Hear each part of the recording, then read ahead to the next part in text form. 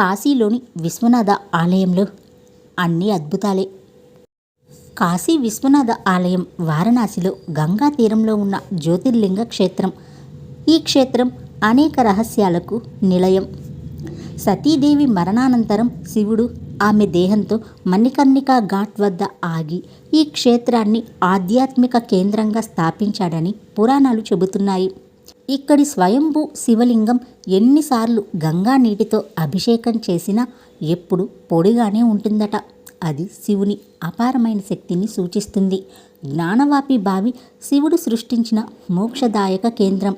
అగమ్య శక్తితో చుట్టబడి ఉండడం మరొక రహస్యం. ఇలా ఎన్నో ధ్వంసాలను తట్టుకుని పునర్నిర్మాణమైన ఈ ఆలయం శివుని అవినాశీ రక్షను చాటుతుంది.